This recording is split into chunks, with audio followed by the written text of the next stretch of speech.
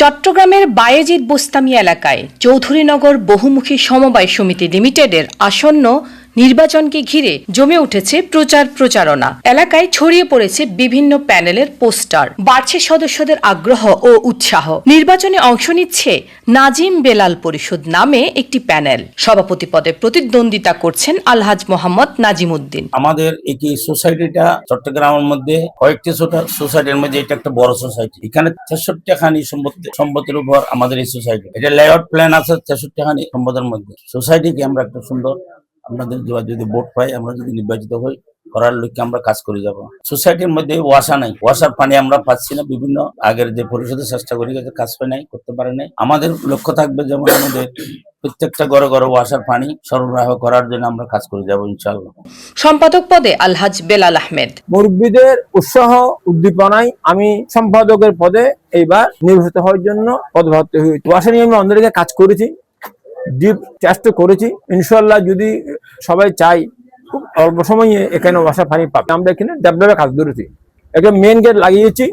আমরা এইভাবে আমাদের পুরো সমিতিকে একটা সিকিউরিটি আন্ডারে নিয়ে আসবো। এটা আমাদের পরিকল্পনা অলরেডি কাজ আরম্ভ হয়ে গেছে। এইভাবে রাস্তাঘাট থেকে নালা থেকে এই যে সামনে গার্ডেন করেছি, সৌন্দর্য বর্ধনের জন্য করা।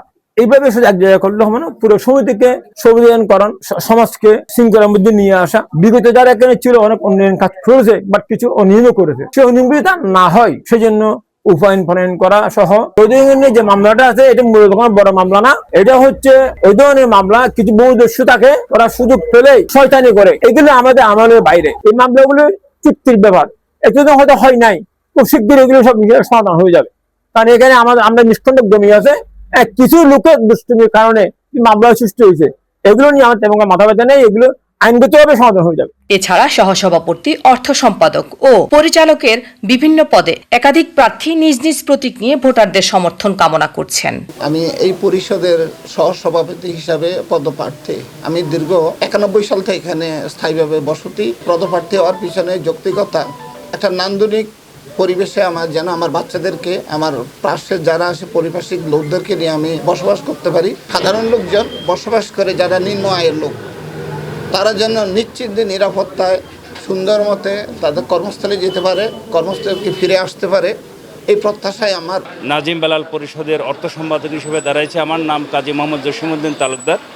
নাজিম বেলাল পরিষদের উদ্দেশ্য হচ্ছে আমরা এই অত্র সোসাইটিকে একটি আধুনিক, একটি নান্দনিক সোসাইটি হিসেবে কি করব, গড়ে তুলব এবং অন্যায়, অবিচার, দুর্নীতি মুক্ত করব আমরা, এবং চাঁদাবাজ মুক্ত, এই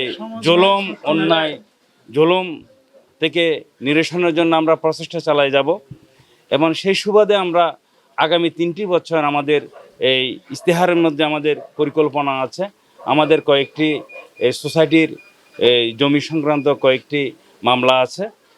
এই মামলাগুলো আমরা কি করব, ভবিষ্যতে আমরা এই সুদৃঢ়ভাবে নিরসন করব এবং আপ্রাণভাবে সচেষ্ট থাকবো নিরসন করার জন্য। আমি মোহাম্মদ আমিনুল হক। সদস্য বলতে তো একটা সমিতি, সে বাইরে থাকুক আর ভিতরে থাকুক, হ্যাঁ, কিন্তু এখানে আমরা ডিফারেন্স করি। তো সেই জন্যই টেকনিক্যালি কিছু অসুবিধার কারণে আমি মেইন পোস্টে থাকি নাই, থাকতে চাই নাই। বয়স হয়ে গেছে, সময় দিতে পারবো না বেশি। সেই জন্য আমি পরিচালক পোস্টের দায়িত্ব নিয়ে কাজ করতে এসেছি।